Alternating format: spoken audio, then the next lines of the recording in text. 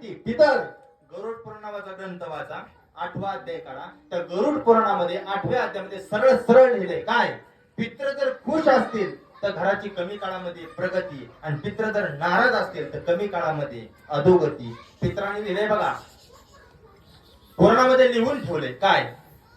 लोक म्हणते महाराज जर समजा पित्रांचा तळतळाट लागला तर काय होते ह्याच्यावर सांगायला लागले. लोक म्हणते महाराज अहो आजाने किती कमवलं, बापाने किती इज्जत कमवली, पोराने खानदान संपवलं म्हणतात का नाही.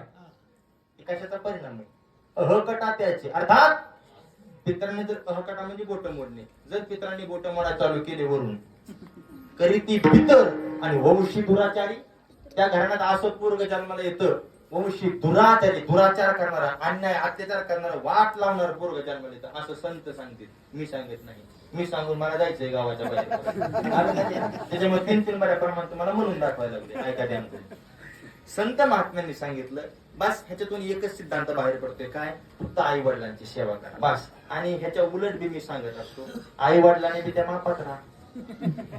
लागले का एखादा मला परत म्हणतो आई वडिला कस काय बोलला, त्याला मी कान धरून सांगेन मी कसा बोलायला लागली होती. माझ्याकडे त्याची बी पुरावे. आई बापाने बी नीट राहिलं पाहिजे. आपला कारभार संपला ना, हे बघा पोराच्या हातात, तुला कसं करायचंय सुनबाई, तुला काय करायचे ते कर, मला 2 टाइम फक्त खायला.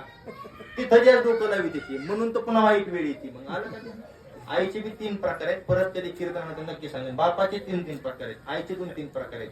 ह्याच्यामध्ये असं नसते सगळी चूक पोरांची सुनांची असते. आपली बी जुनी लई जाड मोठी येत नाही तोरणात राहत. तुमच्या काळात नव्हतं, ह्यांच्या काळात त्यांना मिळलंय, जगू द्या ना. त्यांच्या काळात त्यांच्या पद्धतीने जगू द्या. तुम्हाला काय लागते ते फक्त मागून घ्या, ध्यान करून ऐका. पण कसं असतंय, कसं काही झालं तरी आपल्या आई बापाची त्यांची सेवा करावी.